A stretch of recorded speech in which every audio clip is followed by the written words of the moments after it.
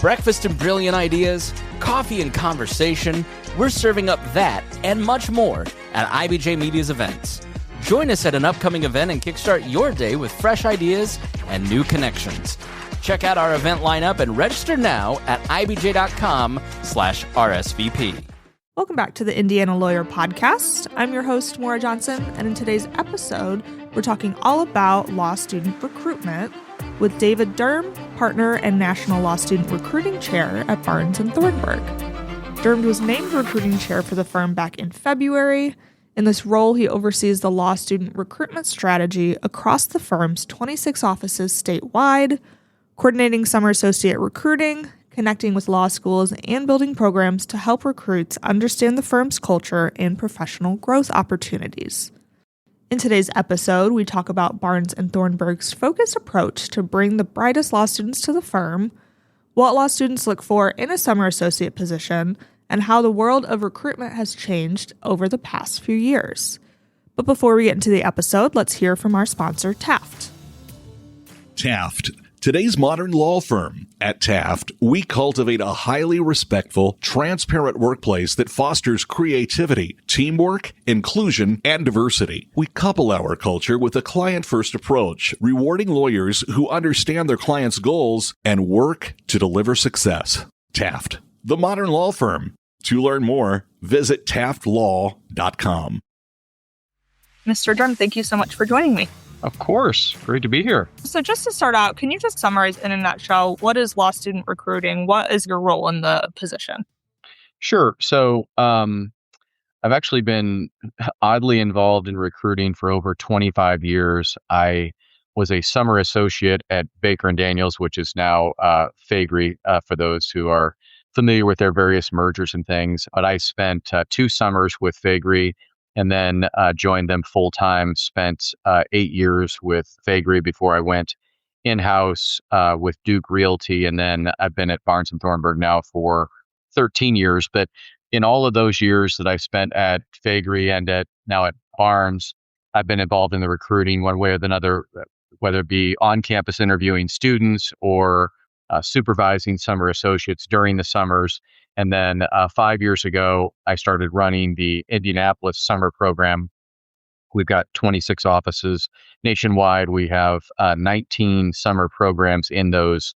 19 offices participate in the summer program of those 26. And then this year I was asked to step away from just running Indianapolis and be the coordinator for our program nationally. So law student recruiting is viewed a little differently by us. We have a separate group that does lateral recruiting, both for associates and for partners. And that's done in kind of a more traditional recruiting role. For law students, because it's so specific, you're really forging relationships with recruiting departments at the schools and getting down there, being around the students and spending some time and helping them understand the differences between the law firms. But that's really, we focus on this process with specific law student recruiting a little differently than some, but that's why we've forged this department that just does that work. Okay, interesting. So in terms of strategies for law student recruiting, what is Barnes Thornburg's approach in terms of getting those students in the door? Well, I would say it's evolved, and quite honestly, it's the last couple of years, it's changed so dramatically. The traditional model was, for most law firms, there are 1L summer associate positions. So for the associates who get through their first year and have a summer associate job, those are pretty rare. And that continues to be the case. So the primary focus has always been on recruiting 2L law students to basically come in, work for their 2L summer between their second and third year. Hopefully everything goes well. They get an offer, they go back for their third year law school, and then they get out, take the bar, and come to work full time for usually the firm where they have summered the previous summer.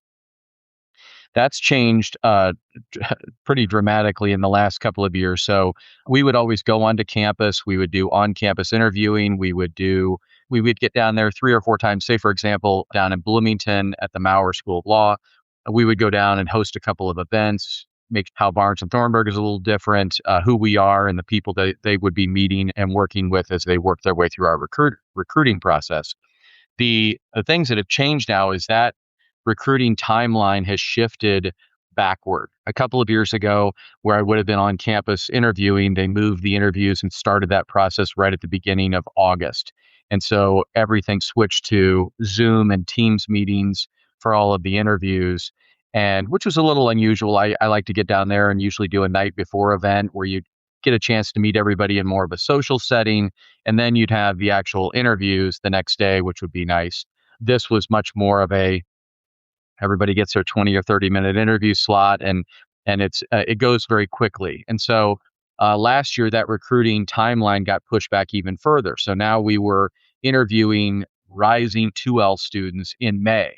So they just got done with their first year of law school. We had 2 semesters worth of grades, and now we were offering those students jobs really before they'd even started their summer, whether they had a job or not, but just moving that timeline backwards. This year, that timeline is moved even further back. So it was January 1 of this year, we were actually interviewing 1L students who'd only finished 1 semester of law school for the summer of 27. So right now I just finished up. I'm filling my summer class for 27 around the country in our offices. And these are first year law students who may have and go off and have different jobs this summer, but then they'll come to us the following summer. But pretty seismic shift in that timeline and in the way in which we have to approach recruiting. Yeah. And I know that you mentioned the pandemic, but what accounts for that shift, especially in kind of the timeline of when you're bringing these students on? A lot of people have their own opinions on this. This process has been driven largely by some of the largest firms in the country. So we're part of the AmLaw 100, so one of the 100 largest law firms in the country. And then there obviously are some very supersized firms that are very focused on filling their classes, making sure they get the first shot at the best and the brightest within these law firm classes. And they believe that by shifting this timeline further and further back, they somehow accomplish that. Now, I think other law firms figure this out and they all approach these law students at the same time. But at the moment, there seems to be a real push to just lock these law students in earlier than ever before, get them committed, and maybe even if possible, have 2 summers with them so you can make sure that it's a great fit for both the law student and for the law firm. In terms of Barnes Thornburg's law recruiting program in general, can you just give me a rundown of what that looks like and how you guys approach the recruiting process there? Sure. Well, we are in constant communication with the placement offices at all of the law firms around the country. So we let them know when we are about to open our window of applications to all of these schools. And the schools are communicating with the students. We're also in communications with the students. We're hosting events. We're on campus. We're both having people into our office and hosting events at our various offices. But ultimately, we want to make sure the students know, hey, look, we've opened our portal for applications. It's not an overly complicated process, but we do need a certain amount of information from the students. We'd love to see basically a letter from them as expressing their interest as to why they'd like to join the firm. We're going to get transcripts from both their undergrad and whether usually now it's just 1 semester's worth of grades in law school, and then maybe a writing sample that we get a chance to take a look at. And then, as you can imagine, we get well over 1,000 applications for the various positions around the country. We have to figure out a way to filter those down so that we're not spending all of our days just interviewing law students. And so we have a number of different boxes that we check to then filter those folks down to a manageable list of people that we then schedule for a panel of interviews. So the normal process would be student applies, submits all their information into the portal. That application package gets reviewed by our recruiting group, and then we basically pre-select then a group that will be scheduled for a panel of interviews. And so they'll come in either in person or remote, depending on where they are and how that works with their schedules. But then we'll have them interview with 5 or 6 lawyers. We'll review that candidate. Everybody will provide feedback, and then ultimately, depending upon the size of the summer program for that office, if here in Indianapolis, we'll have 12 to 13 summer associates. And so we're looking to fill those spots, but obviously we want to have the best people that we can get. And so we'll rank those folks accordingly and get those offers out to them as quickly as possible to fill the classes. And I know you said that Indy's office has, like you said, 12 to 13, I think. Does that class size vary depending on the year, or is it pretty standard for across all the firm's offices? It's interesting. I think we have competing interest at the moment. You have AI, which of course is the hot topic for every.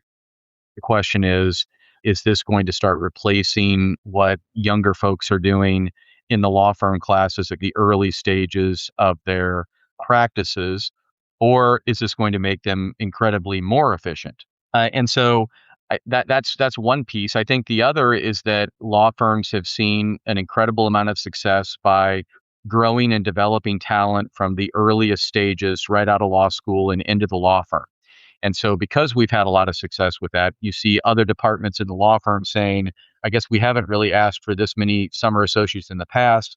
We think this way of recruiting is better than trying to go steal those folks from other firms or to lateral recruit people. And so I think it's a push. I think there's been more of an emphasis on law school recruiting. There's some concerns and some hesitation about whether or not we should continue to increase the size of these summer classes because of AI, because nobody's certain as to its full impact. But I think overall, what you've seen is a slight uptick in the size of the classes that we're recruiting. And I would say there's a newer in the last year and a half or so, a larger focus on recruiting first-year law students as opposed to the second and third-year students, which used to get the majority of the focus in the past. And so that's probably the biggest change. Okay.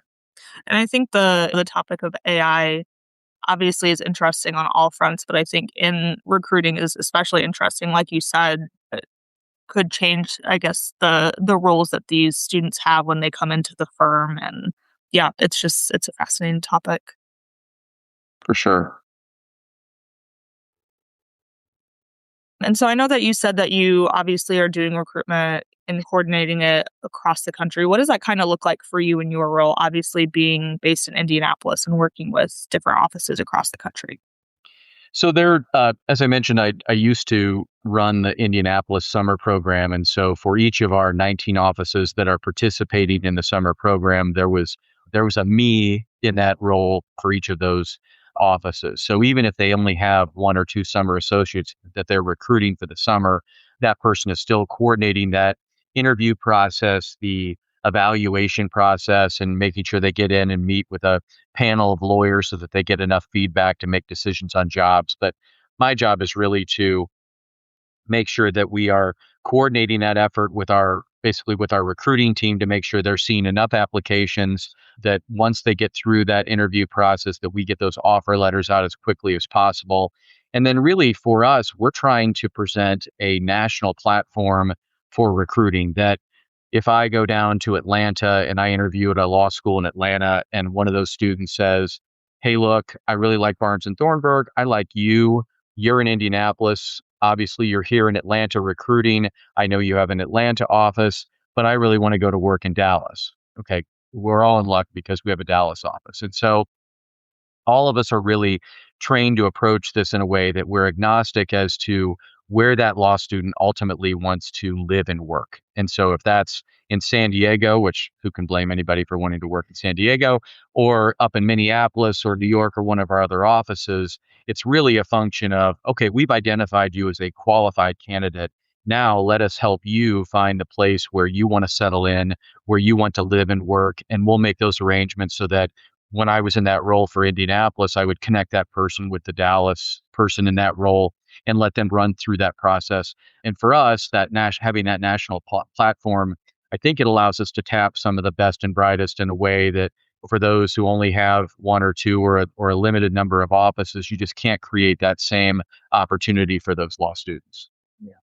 And in terms of the attributes that you're looking for in these students, what are those? I know obviously it's probably changed a little bit, again, with the introduction of AI. What does that look like right now, and how has it evolved in the past few years? Yeah, I think it's a little bit of a challenge because everybody who's in law school was a tremendous student before they arrived at law school. And so law school is its own interesting animal in that you sit around and you're in your first day of class and you you realize that half the people in here are going to finish in the bottom half of their class. They've never finished in the bottom half of anything.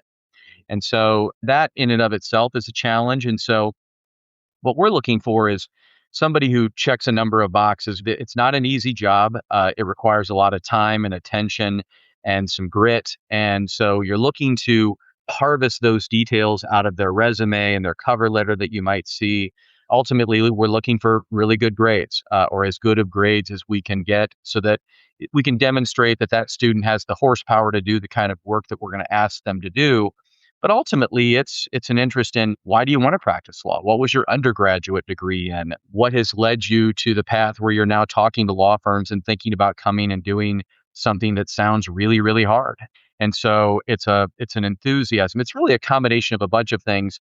So many of the students have all of the basic ingredients, and so then then some of it just becomes, after you've checked hey, do they have the horsepower? Can they do the work? Did they go to a good law school?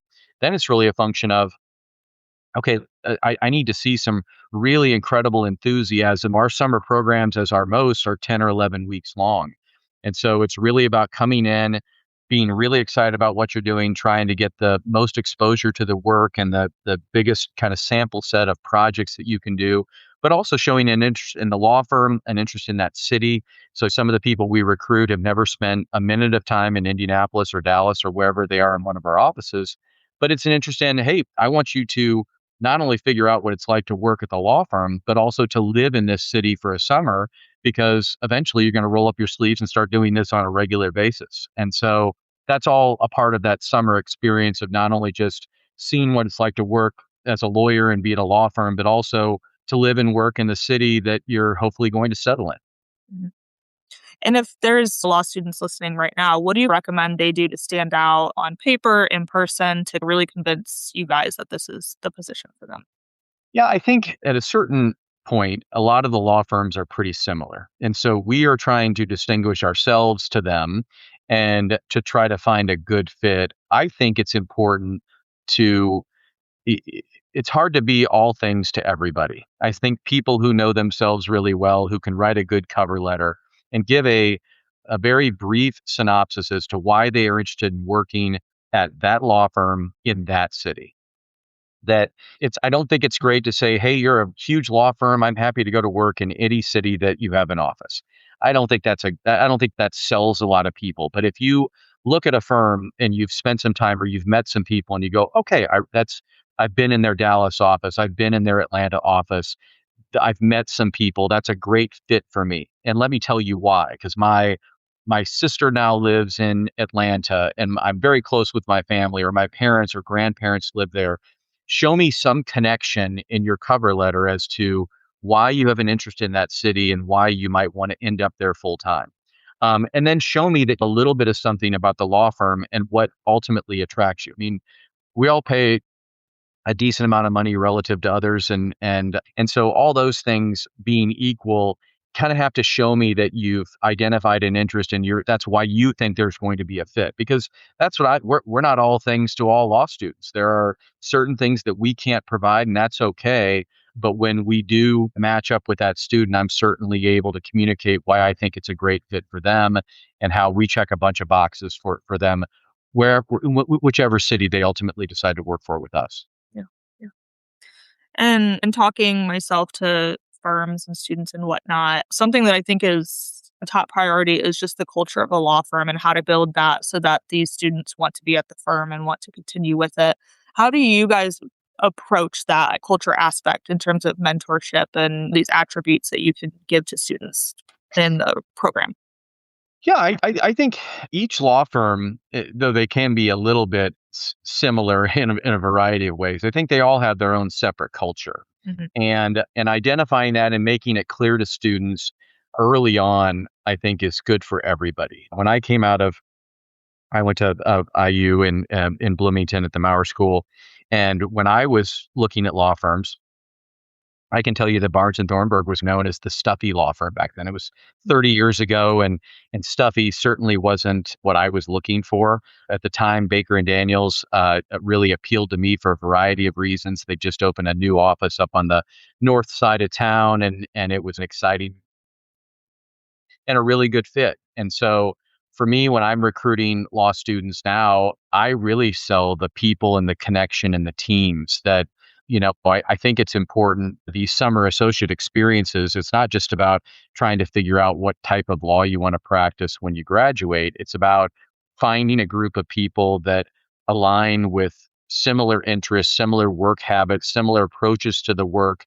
And I think we've created a pretty fun work environment that is casual in a way that is great and relaxed so that you feel comfortable at work, and yet serious, and where we can communicate to our clients that we are serious about what we do, but we don't take ourselves too seriously. And I think that's a really good combination. And again, I think students, as they go and interview at firms, you'll start to pick up on that specific corporate culture that the firm has. For us, we've created some really unique office environments where it's a great place to show up to work, it's actually fun to show up to work where you are. We do a lot of work. People spend a lot of time practicing law.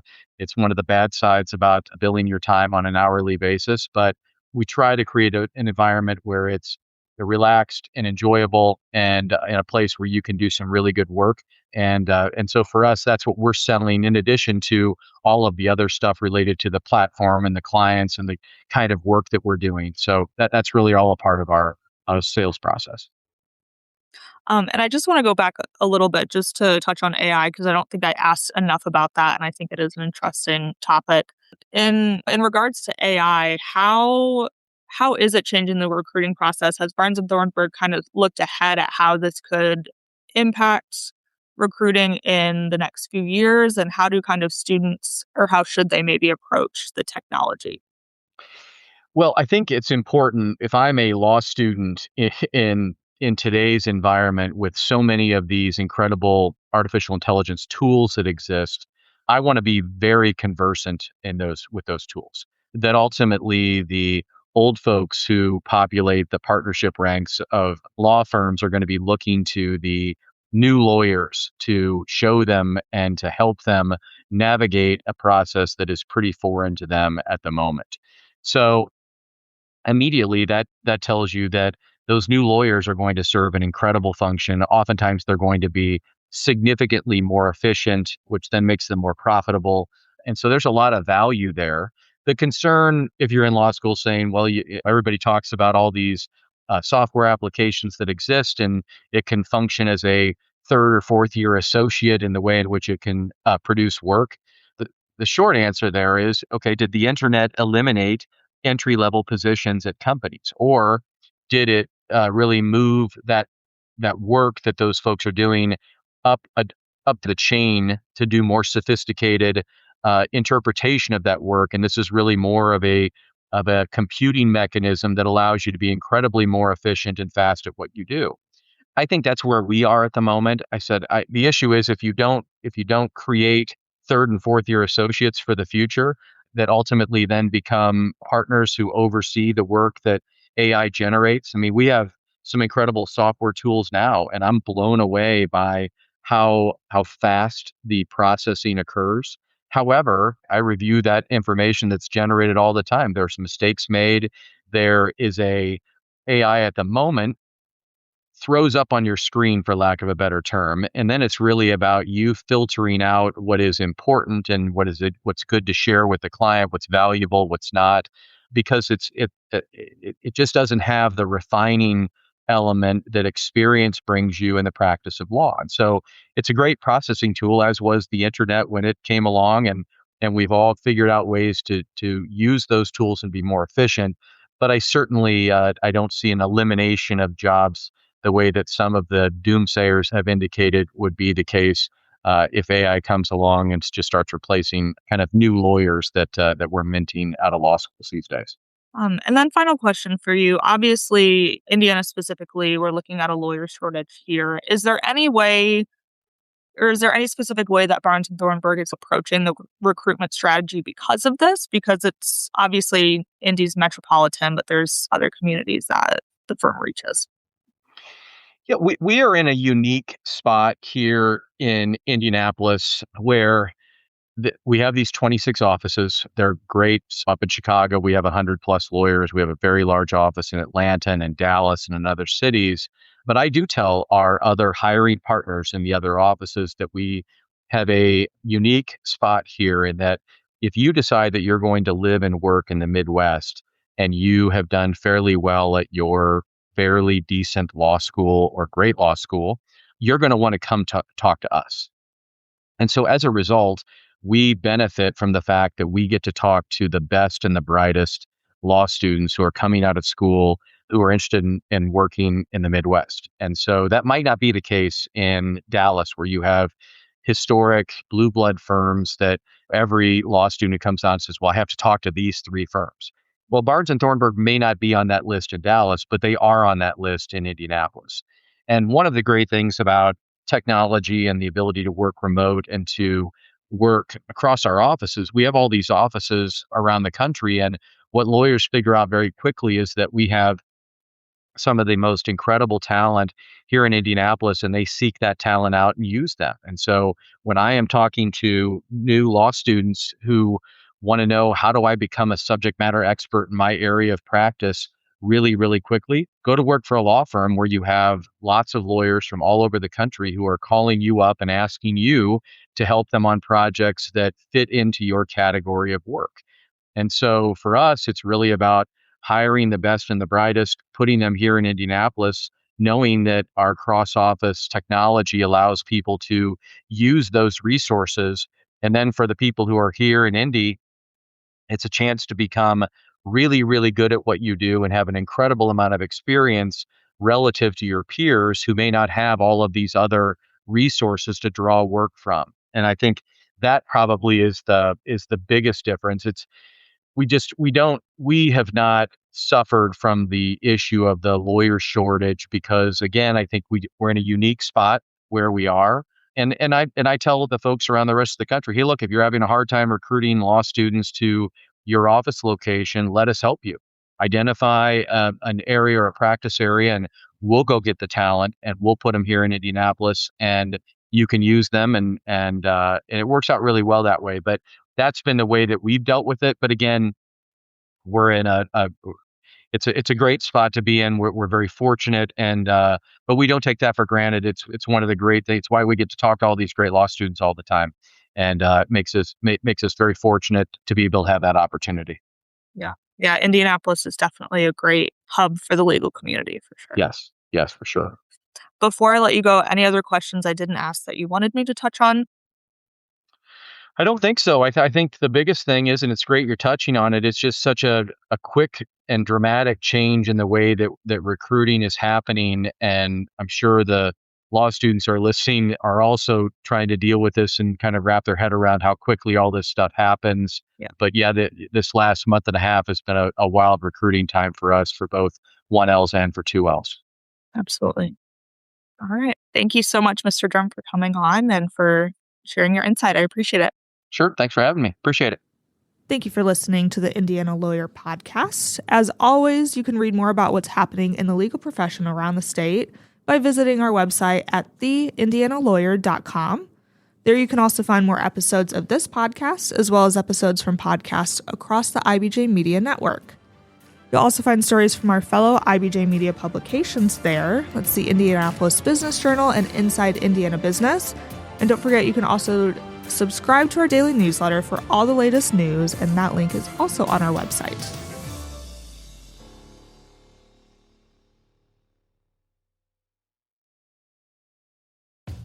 Hi, I'm Dave Neff, host of Talent Scout.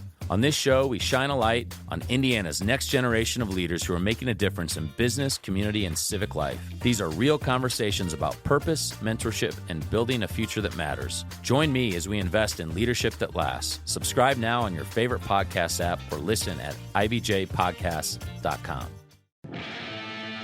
The IBJ Media Podcast Network is the soundtrack of a growing state. Indiana is on the move, and you can hear it happening on the IBJ Media Podcast Network. We bring you the voices at the center of our economy, our courts, our companies, and our communities. Subscribe now and be part of the conversation that's building Indiana's future. Find all of our shows by searching IBJ Media in your podcast app or visit ibjpodcasts.com.